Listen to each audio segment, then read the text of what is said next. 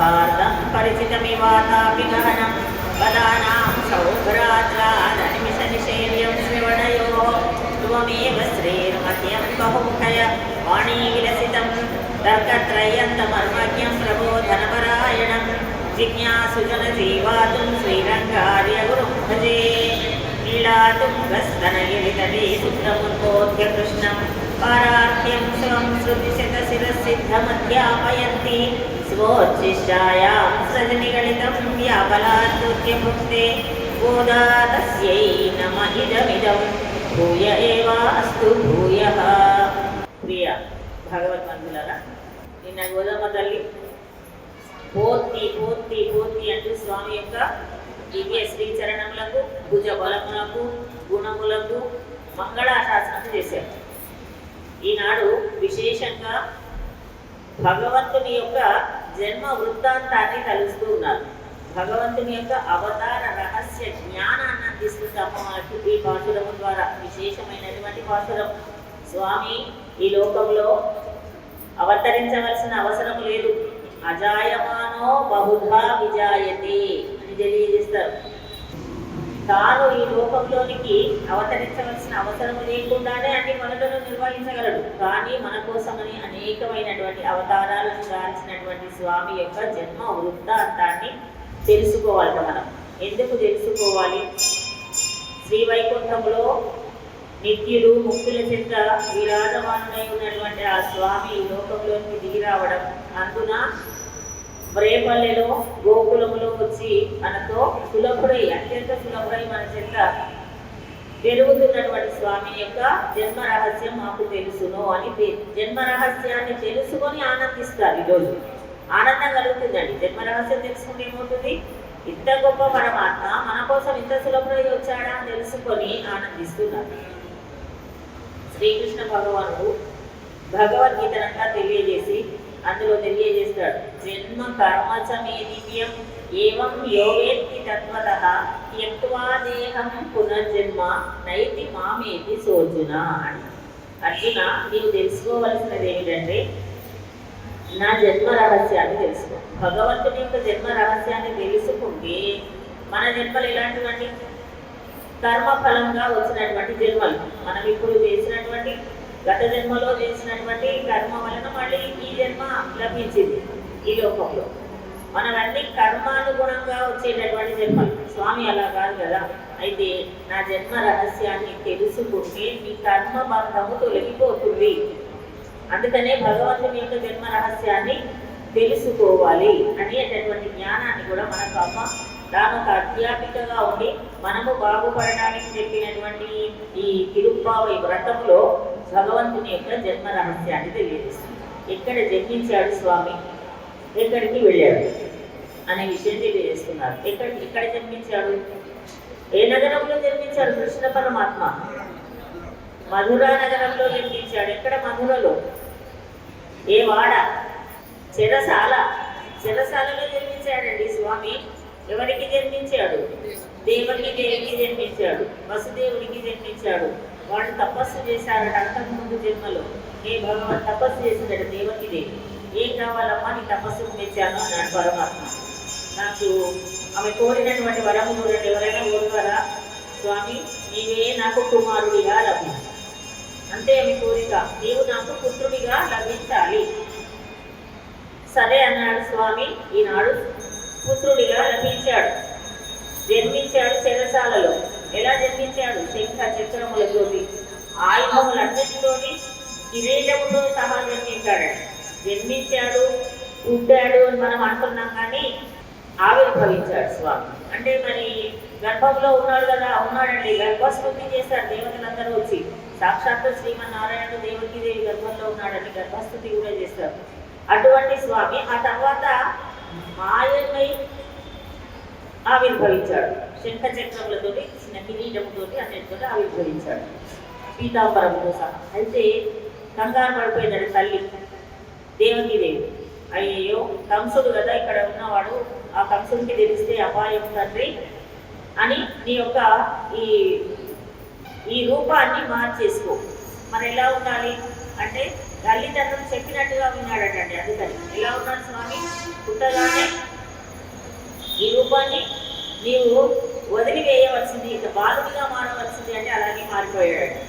భగవంతుడు మళ్ళీ బాలుడు జన్మించాడని తెలిస్తే కంసుడు అసలే దుర్మార్గుడు, అందుకని మార్చేసుకోమని చెప్తే వెంటనే మళ్ళీ మామూలు కుమారులాగా అయ్యాడు. అందుకని మనకు పుట్టాడు అంటే మనము పుట్టినట్టు కాదు, ఆవిర్భవించినటువంటి స్వామి. మనకు గమన పోతన మాటల వారు మహాభాగవతంలో తెలియజేస్తారు, సుతుకనే దేవకి నడిరేయి. ఎప్పుడు జన్మించాడంటే కృష్ణుడు అర్ధరాత్రి జన్మించాడు. సుతుకనే దేవకి నడిరేయి అంటారు. అంటే కనే అంటే రెండు అర్థాలు. కనే అంటే కనెను అని, కనే అంటే చూచెను అని. అలా ఆవిర్భవించినటువంటి స్వామిని దేవకి దేవి చూసింది అని. అటువంటి అద్భుతమైన బాలకు మళ్ళీ కిరీటం మొదలు తీసి మామూలు పిల్లవాళ్ళగా అయ్యాడు. అయితే ఏడవబోతున్నాడు స్వామి. అయ్యో ఏడుపు వినిపిస్తే కంసుడు వస్తాడు. నాయన ఏడవకు అంటే కళ్ళల్లోనే ఉంచుకున్నాడు. పాపం ఎన్ని కష్టాలు స్వామి కృష్ణ పరమాత్మ ఈ లోకంలోకి మనలను ధరించడం కోసం వచ్చినటువంటి స్వామి ఎంత కష్టపడ్డావయ్యా అంటున్నారు. ఏడవడానికి కూడా వీలేదా? పోనీ కుమారుడు జన్మించాడని తల్లిదండ్రి దేవకి వసుదేవులు ఆనందపడి ఏమైనా మధుర పదార్థం ఏమైనా పంచుకోవడానికి ఉందా? లేదు, ఏది లేదు. కానీ నమస్కరించారు, ప్రార్థించారు. వెంటనే ఇక్కడి నుండి ఎక్కడికి వెళ్ళాడు? రేపల్లెకి వెళ్ళాడు. పుట్టిన వెంటనే పిల్లవాడిని తీసుకొని ఎక్కడికైనా వెళ్తారా? నెల రోజులు దాటకి ఎక్కడికి బయటికి తీసుకువెళ్ళాడు కదా శిశువుని. అటువంటి వాడు పుట్టి అదే రోజు రాత్రి మరొక చోటికి వెళ్ళవలసి వచ్చేది. ఇక్కడ ఉన్నటువంటి ఇక్కడ ఏడవలేదండి, అక్కడ యశోద దగ్గరికి వెళ్ళిన తర్వాత అప్పుడు ఏడ్చాడు. ఈ లోకములో తల్లిదండ్రుల చేత వారి యొక్క ఆజ్ఞతో నడుస్తూ పుట్టిన వెంటనే శిశువు ఏడుస్తాడు కదా, అలా ఏడుద్దామంటే అది కూడా నాకు దక్కలేదు అనుకున్నాడు. అందుకని వెళ్ళి యశోదమ్మ దగ్గర ఏడ్చాడట. దేనికి కూడా నోచుకోకుండా ఇలా జన్మించావా స్వామి నీవు అంటూ మన వాళ్ళు కొలుస్తున్నారు. ఏమంటున్నారు? ఒరుస్తి మగనాయ్. భాషణం ఏమిటి అంటే 25వ భాషలో ఒరుస్తి మగనాయ్ పిరందూరనవి ఒరుస్తి మగనాయ్ నరకు ఎరడ తరగ్నాల్ కాంతి మునినైంద కరుత్తై విజయ్ బిందు గంజన్ వైద్యులు நெருப்பென்ன நென்ன நெடுமாலே உன்னை அருத்திட்டுவந்தோ பறை கருதியாகி இருத்தக்க செல்வமும் சேவகமும் யாம்பாடி வருத்தமும் தீரிந்து மகிழ்ந்தேலோர் என்பாவாய் అని భాషలం. ఒరుత్తి మగనాయ్ పిరందూరనిల్ అంటారు. ఒరుత్తి అంటే ఒక ఆమెకు జన్మించావు, మరొక ఆమె దగ్గర పెరుగుతున్నావు. ఏమిటి ఒక ఆమెకు జన్మించావు? దేవకి దేవి తెలియదా అంటే మన గోదమ్మ తల్లికి, యశోదమ్మ తెలియదా అంటే మళ్ళీ దేవకి దేవి అంటే కంసుడు దుర్మార్గుడు, కంసుడికి తెలిసిపోతుందేమో. దేవకి మళ్ళీ ఒక పిల్లవాడు జన్మించాడు, అందుకని రహస్యంగా చెప్తున్నారు. ఒక ఆవిడకు జన్మించావు, మరొక ఆమె దగ్గర అదే రోజు రాత్రి జన్మించాడు. రామచంద్ర స్వామి ఎప్పుడు జన్మించాడు? ఎప్పుడు అవతరించాడు? మధ్యాహ్నం. కృష్ణ పరమాత్మ అర్ధరాత్రి. ఎవరికి కంటం కనిపించకుండా అర్ధరాత్రి జన్మించి అదే రాత్రి రేపల్లెకు వెళ్ళి నదిని కూడా దాటించారండి. చిన్నపిల్లలు పుట్టిన వాళ్ళను నెల దాటి 2-3 నెలల వరకు కూడా నదిలో ఏమన్నా మధ్యలో వస్తే వెళ్ళారు. అటువంటి వాడు పుట్టిన రోజే బయలుదేరి యమునా నదిని దాటవలసి వచ్చి యమునా నది దాటుతుంటే యముననేమో దారి ఇచ్చింది. దారి ఇస్తూ కూడా పాదాన్ని తాకాలనుకుంది కదా, పాదాన్ని తాకాలని నమస్కరించింది. ఆ తర్వాత మేఘములన్నీ కూడా ఆనందపడుతున్నాయట. ఆనందంతో ఆనంద బాష్పాలను రాల్చాడు. ఆనంద బాష్పాలే వర్షం. అది శ్రావణ మాసం వర్ష ఋతువులో జన్మించాడు స్వామి. వర్షంగా కురుస్తూ ఉంటే ఆదిశేషు వచ్చాడు, చక్కగా పడగతో పట్టాడు. ఇంత అద్భుతమైనటువంటి నీ జన్మ రహస్యము మాకు తెలుసులే, మేము అది పాడి ఆనందిస్తాం ఈనాడు అని యశోదమ్మ దగ్గరకు వెళ్ళావు. యశోదాదేవి ఏం కోరుకుందటండి? యశోదాదేవి కూడా తపస్సు చేసిందట.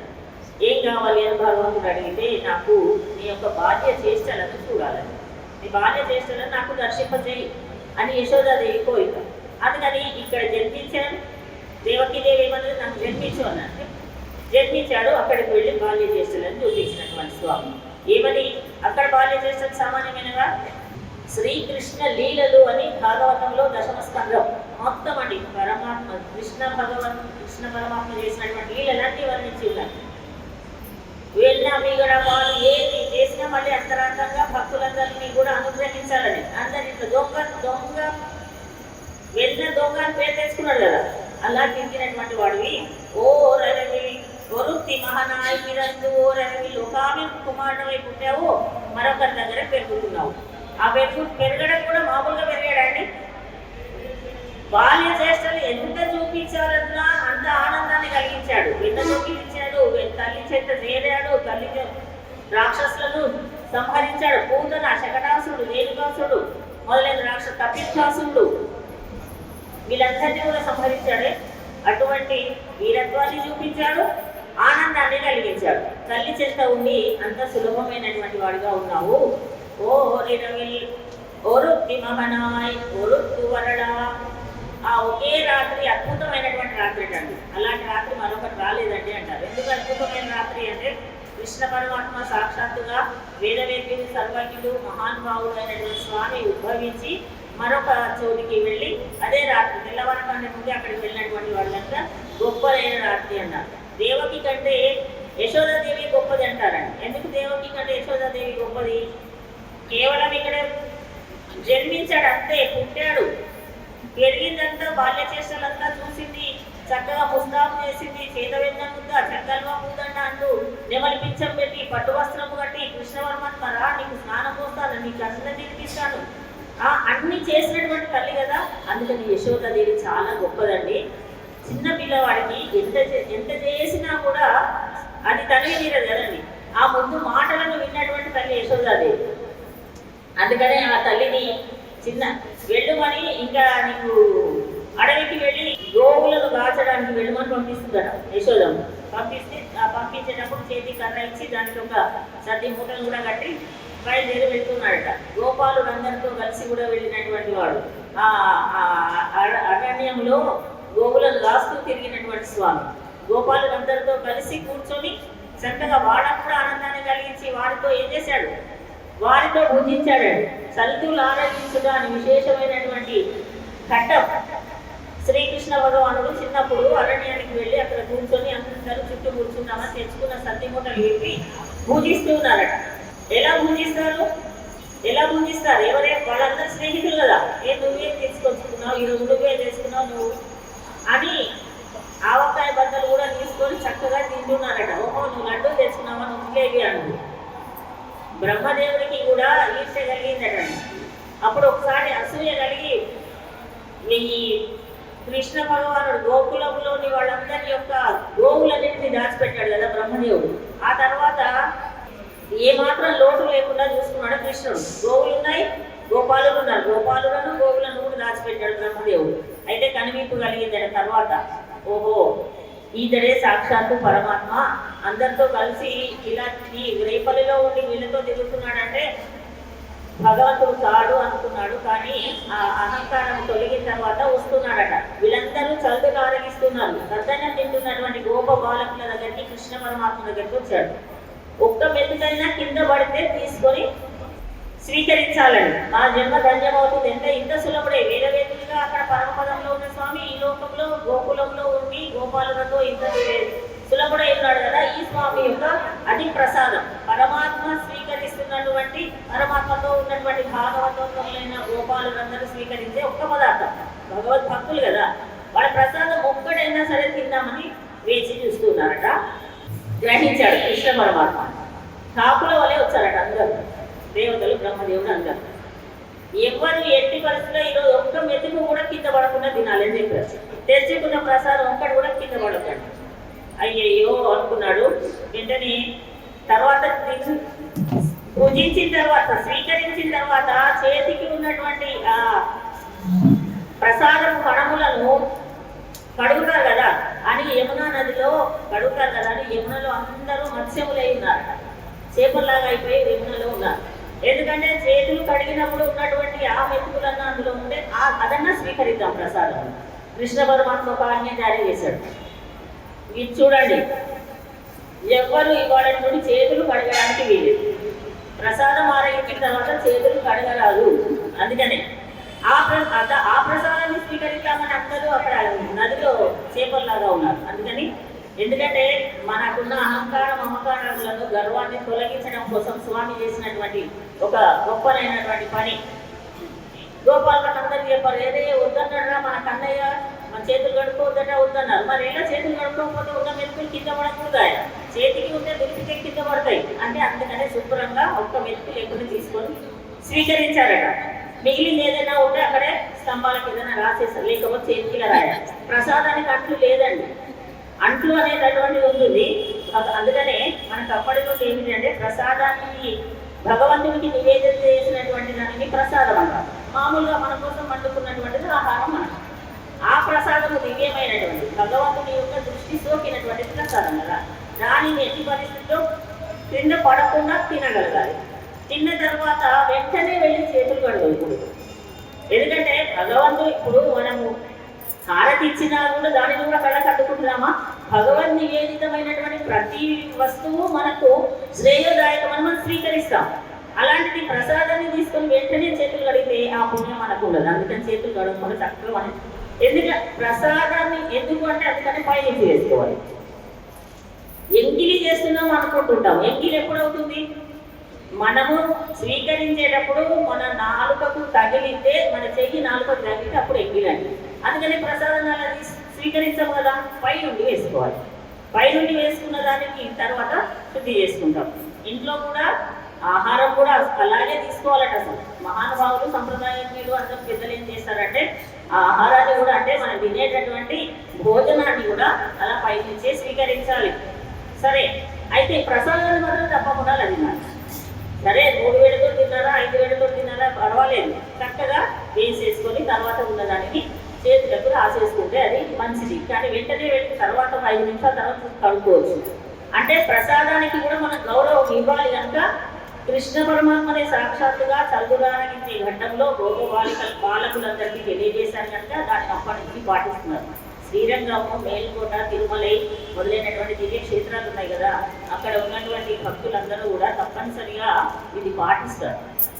అక్కడ ఉన్న స్తంభాలు ఇలా తెల్లగా ఏర్పడవు. ఎందుకంటే పులిహోర దర్శనం మొత్తం సగం వాటికే ఉంటుంది. ఎందుకంటే దాంట్లో చక్కగా నెయ్యి అవన్నీ ఉంటాయి కనుక అవి పోవడానికి. సరే, ఇప్పుడు మన వాళ్ళంటే ఏవో ఖర్చు 10 తెచ్చుకుంటున్నారు అనుకోండి.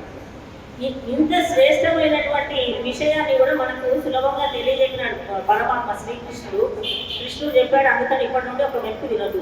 అక్కడ ఉన్నటువంటి చేపలుగా వచ్చినటువంటి బ్రహ్మదేవుడు మొదలైన వాళ్ళందరూ కూడా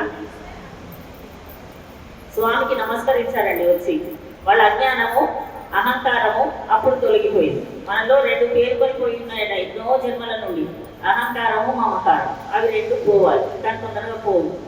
ఇంకొకటి ఏముంటుంది, మనకు అభిమానం. మనకు ఏమిటి అహంకారం అంటే ఈ దేహమే నేను, ఈ శరీరమే నేను, నేనే చేస్తున్నాను, నేను అనే మాట ఎప్పుడైతే వస్తుందో అదే అహంకారం అని ఈ దేహాత్మ అభిమానం అంటారు. దాన్ని తొలగించుకొని వస్తాము అని తెలియజేస్తారు. అందుకని వీటిని గమనించి మనం కూడా వాటిని పాటించే ప్రయత్నం చేద్దాం.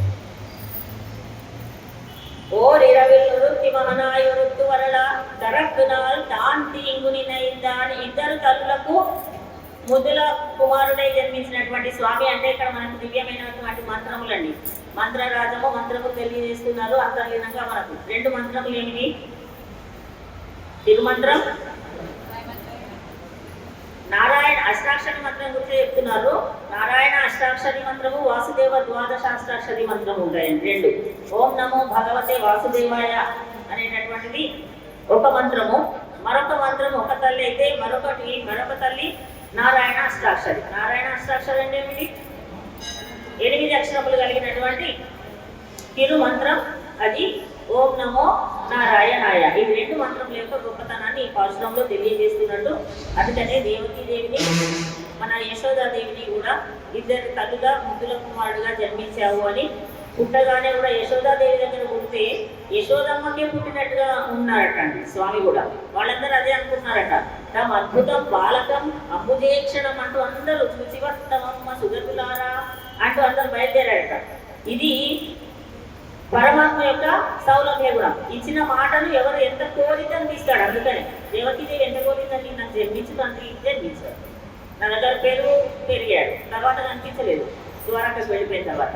అందుకని మనకు ఒక కోరికలను కోరుకోవడం కూడా అలా ఉంటుందట. తల్లి 2 దివ్య తల్లులు వారి యొక్క దివ్య విశేషాన్ని తెలియజెప్పినటువంటి పాశ్రమే నాడు తరక్కినాల్ తాంతింగునినైంద. మరి ఏం చేశాడండి? కరుద్దై విజయ్ పిత్తు అంటే కీడు తలపెట్టాలని చూశాడండి. ఎవరు? కృష్ణుడికి కీడు తలపెట్టాలని చూసింది ఎవరు? కంసుడు. కీడు తలపెట్టడం ఏమిటి? అసలు సంహరించాలనే, పుట్టిన పిల్లవాడిని సంహరించాలని చూసినటువంటి దుష్ట దుర్మార్గుడు. అటువంటి వాడి ఆలోచనలన్నీ ఏమిటి? పెద్ద పెద్ద రాక్షసులందరినీ మించాడు.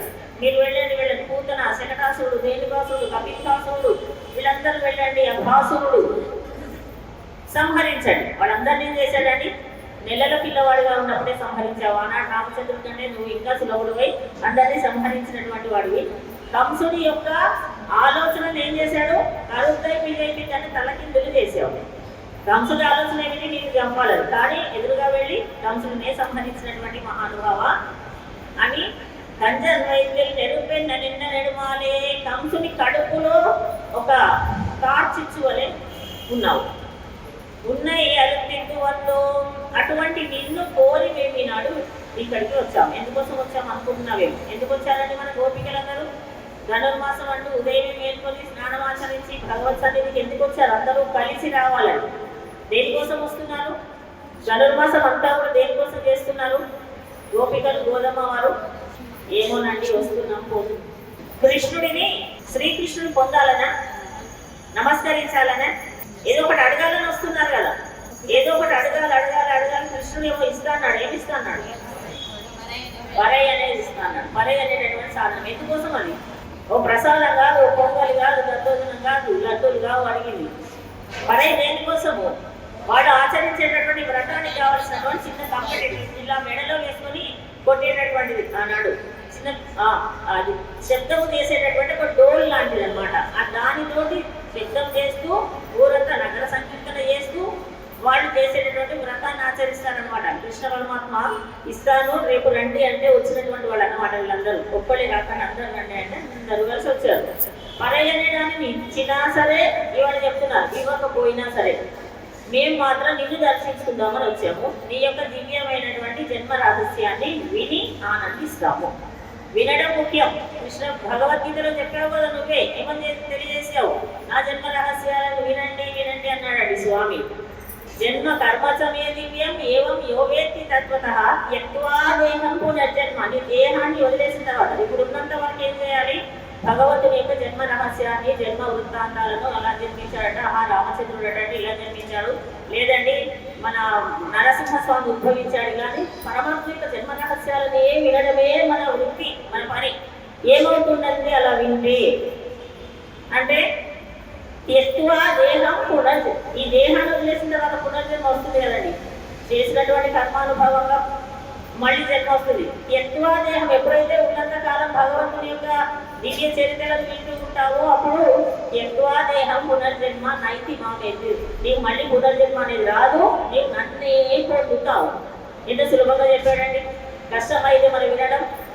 ఎంతసేపు సినిమాలు కూర్చోట్లు, ఎంతసేపు సీరియల్ చూస్తాం.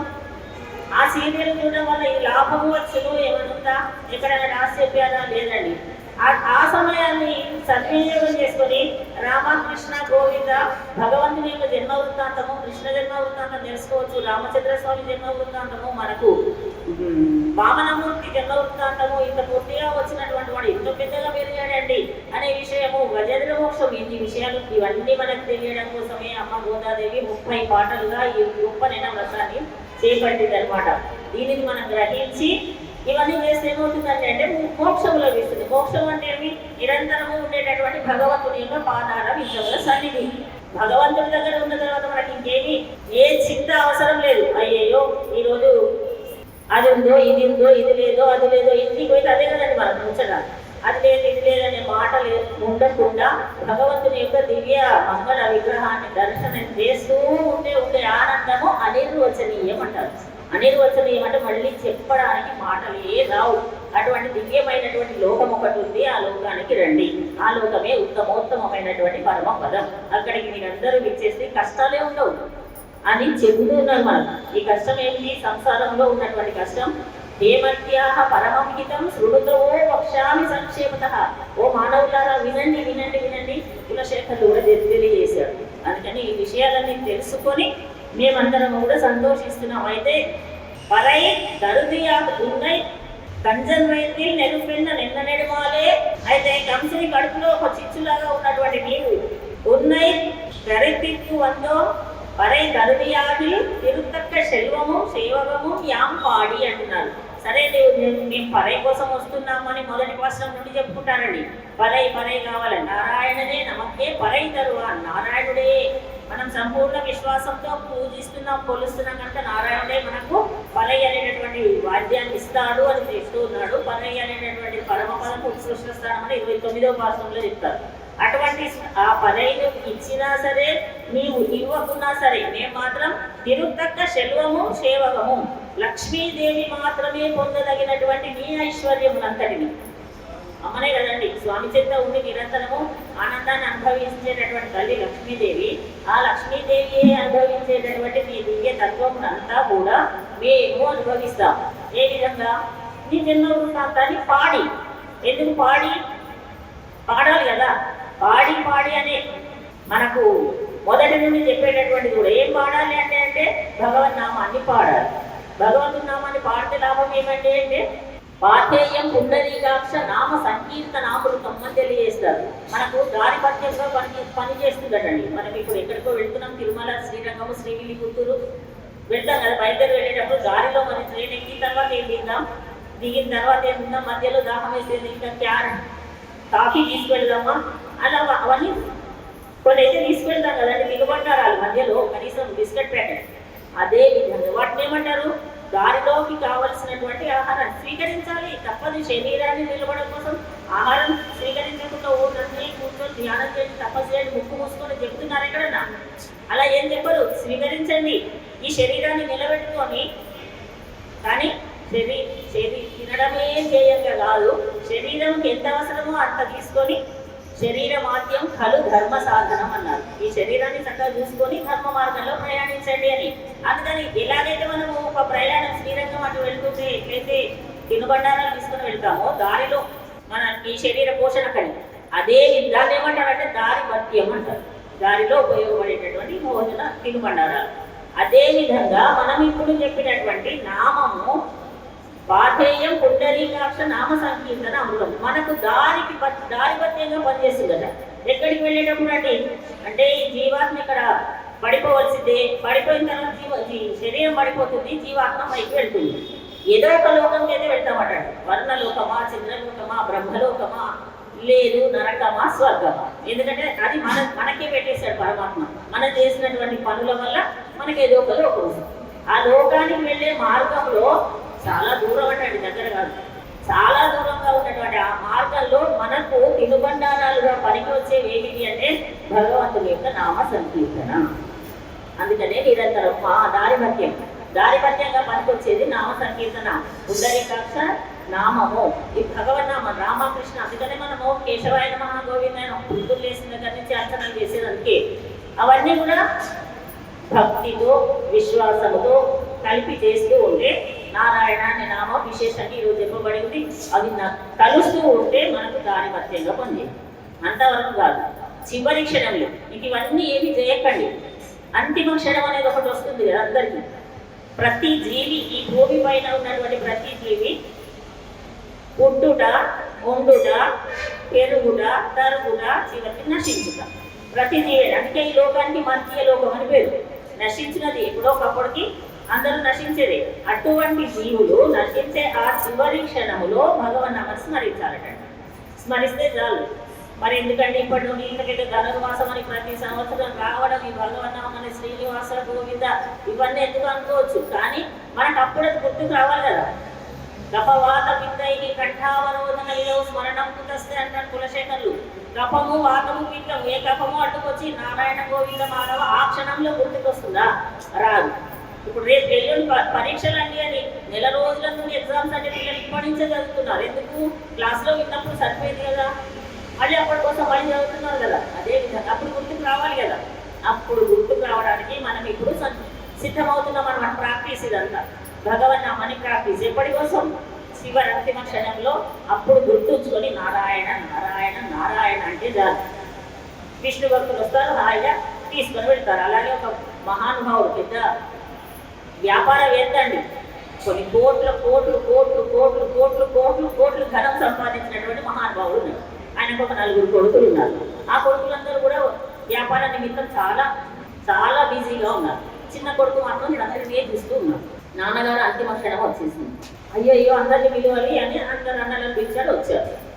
అందరు వచ్చారా, బాగున్నారా, సరే సరే మీరందరూ ఇక్కడికి వచ్చేసారు. మన షాప్ ఏం చేశారు, బంగారం షాపు, రత్నాల షాపు కట్టేసి వచ్చారు. అయ్యో నష్టం అవుతుంది, ఇవాళ రేపే పండుగ, ఇవాళ చాలా మంది వస్తారు, ఎందుకు పండుగ అంటే ఆరాటం. ఇంకా ఈ భౌతిక లోకం మీద ఆరాటం. సరే వాళ్ళకి ₹1,00,000 వాళ్ళకి అప్పించారు, వీళ్ళకి ₹1,00,000 అవన్నీ తెచ్చుకోండి, మళ్ళీ లేకపోతే నష్టపోతారు. ఇదేం చెప్తున్నాడంటే లెక్కలని. వ్యాపారవేత్త కదా నాన్నగారు, అవన్నీ వద్దు. చిన్న కొడుకు కాస్త మనలాగానే ఆధ్యాత్మికంగా ఇవన్నీ ధనుర్మాసాలు విని విని అంతిమ క్షణంలో నారాయణ అనుకోవాలంట నాన్నగారు. ఒక్కసారి నారాయణ అనండి చెప్తున్నాడు. ఒక్కసారి ఆగరా అని నువ్వు ఆగరా అంటున్నాడు కానీ నారాయణ అనడం. నువ్వు ఆగరా, వాళ్ళకు 1,00,000 ఇచ్చాను, వీళ్ళకైతే 5,00,000, వీళ్ళకైతే 10,000, 2,000 కూడా పోగొట్టడం లేదు. ఎవరెవరికి ఇచ్చానో లెక్క చెప్తున్నాడు. అప్పుడు ఆరాట పడుతున్నాడు. తర్వాత మీరు కష్టపడతారా, నేను ఇంత సంపాదించాను, మీరు సుఖంగా ఉండాలని అవన్నీ కబుర్లు తర్వాత నాన్నగారు ఒక్కసారి నారాయణ, ఒక్కసారి నారాయణ సరే అనేటట్లా లేదు. ఆ లోపల గొంతులో కప్పబండం వస్తుంది, ఇంకా మాట్లాడే స్థితి కూడా తగ్గుతుంది. గమనించినటువంటి ఈ చిన్న కొడుకు వెళ్ళి కొబ్బరి పీచన తీసుకొచ్చాడు. అక్కడ ఏమో పైన ఇద్దరు ఉన్నారు. వెంటనే భటులు, మన విష్ణు భటులు వచ్చి ఉంటారండి తీసుకెళ్ళిన పాసంతో. మీరెందుకు వచ్చారు వాళ్ళు అక్కడ మాట్లాడుకున్నారు. కనీసం నాన్నగారి చేత 2 అక్షరాలు నారాయణ 4 అక్షరాలలో కనీసం 2 అక్షరాలన్నా పలికిద్దామని కొడుకు తాపత్రయపడుతున్నాడు. తెచ్చి ఆ కొబ్బరి నారలు చూపిస్తున్నాడు. నాన్నగారు ఇదేమి చెప్పండి, సరే అన్ని తెచ్చుకున్నాం, డబ్బులు మేమేం నష్టపోము, ఇది చెప్పండి, ఇదేంటో చెప్పండి, ఒక్కసారి చెప్పండి, ఇదేమిటి అంటే అది పీచుగా అంటూ పరమపదించాడు. అది పీచు, దాన్ని ఎందుకు చూపిస్తున్నావు అనుకుంటూ సరిపోయాడట. అంటే అందుకనే పుత్రులు కొడుకులు ఉండాలంటే అందుకనే వాడు కనీసం ఇట్లాంటివి వింటే మా అంతిమ క్షణంలో కనీసం ప్రయత్నం చేశాడు ఆ పిల్లవాడు. లేదు. అప్పుడు విష్ణు భటులు వెళ్ళిపోయారు, భటులు దగ్గరికి వచ్చారు. ఎక్కడికి తీసుకువెళ్ళాలి అక్కడ తీసుకుపోయారు. అంతిమ క్షణంలో మనకు ఈ నామ సంకీర్తన అనేటటువంటిది మనకు దారి చూపిస్తున్నప్పుడు కొంచెం జ్ఞానం లభిస్తుంది. కులశేఖర్లు అందుకనే నేను ఏం పని చేస్తున్నా ఇప్పుడే వేడుకుంటున్నాను తండ్రి, అప్పుడు ఎలా ఉంటుందో తప వాత పిత్తైకి ఘట్టావరోధనలో స్మరణంకు వస్తే అప్పుడు నేను ఎలా స్మరించగలుగుతానో లేదో ప్రతినిత్యం ధ్యానం చేస్తున్నాడు. అటువంటి స్థితి మనకు కలగాలి. అమ్మ గోదాదేవి ముఖ్యంగా తిరుపావైనటువంటి దివ్య ప్రబంధం ద్వారా ఇవన్నీ కూడా మనకు వేదములు, వేదాంగములు, అష్టాదశ పురాణాలలో, ఆ తర్వాత ఇంకా సులభంగా మహాభారతము, భాగవతము, శ్రీరామాయణాదులలో ఉన్నటువంటి విషయమే ఈ 30 పాఠాలలో తెలియజేశారు. దీనంతా మనం ఏం చేయాలి? చక్కగా మనకు శ్రవణ ఇంద్రియములు 2 ఉన్నందుకు చక్కగా విని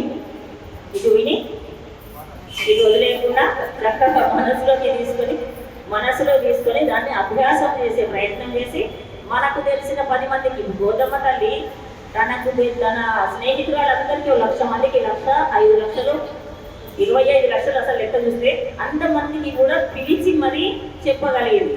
మనకు తెలిసినటువంటి 10 మందికి మనం చెప్పే ప్రయత్నం చేయాలి. మనకు తెలిసిన మంచి విషయాలు ఏం చేయాలండి? ఏకస్వాదన భూంజిత అన్నారు. ఏదైనా మందు పదార్థం, ఇప్పుడు సంక్రాంతి వస్తుంది, అరసలు, లడ్డూలు, నువ్వుల ఉండాలి అన్ని చేసుకొని ఏం చేస్తున్నాం? మన రుచి చూడు మన పక్కన ఇస్తున్నామా?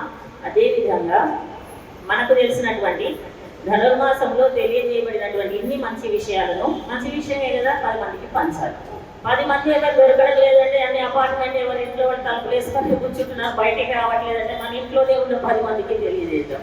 అందుకని భగవంతుని యందు భక్తి కలిగి ఉండుట అనేటటువంటిది మానవుల కంటే మనలో ఉన్న జీవుడికి ముఖ్యమైన విషయం కనుక భగవంతుని పాదాల విందములను గానము చేస్తూ మననము చేస్తూ మన జీవితాన్ని ఇలా నడపడానికి మనకొక మార్గాన్ని చూపించినటువంటి తల్లి ఈ ధనుర్మాసం కూడా. అందుకే ధనుర్మాసం పూర్తవుతుంది ఇంకా 4-5 రోజులలో గోదా కళ్యాణంతో. అయిపోగానే మళ్ళీ యథాస్థితి కాదు, ఇదే స్థితిని అలవర్చుకొని బ్రాహ్మీ ముహూర్తంలో నిద్ర మేల్కొని మళ్ళీ భగవన్నామాన్ని స్మరించమని మనకి ఇదొక దినచర్య కావాలని మనకి తెలియజేసి పెట్టారు మన పూర్వాచారులు, పెద్దలు. అమ్మ గోదాదేవి ఆశురాన్ని అనుసంధానం చేసుకొని తర్వాత కార్యక్రమంలోనికి వెళ్ళాం. ஒருத்தி மகனாய் பிறந்தோரிரவில் ஒருத்தி மகனாய் ஒருத்தி வரலா தரப்பினால் தான் தீங்குறி நெய்ந்தா கருத்தை விழை விட்டு கஞ்சன் வயிற்றில் நெருப்பென்ன நின்ன நெடுமாலே உன்னை அடுத்தித்து வந்தோம் படை கருதியாகில் திருத்தக்க செல்வமும் சேவகமும் யாம் பாடி வருத்தமும் தீரிந்து மகிழ்ந்தேதோ என்பாவாய். நீலா துங்கஸ்தனகிரிதடி சுத்தமுபோத்ய கிருஷ்ணம் பாராட்யம் ஸ்வம் சுதிஷதசிர சித்தமத்யாபயந்தி சோச்சிஷாயாம் ஸ்ரஜனிகடிதம் யாவலாத் கிருத்யமுக்தே கோதா தஸ்யை நம இதமிதம் பூய ஏவாஸ்து பூயः. ஆண்டாள் திவ்ய திருவடிகளிலே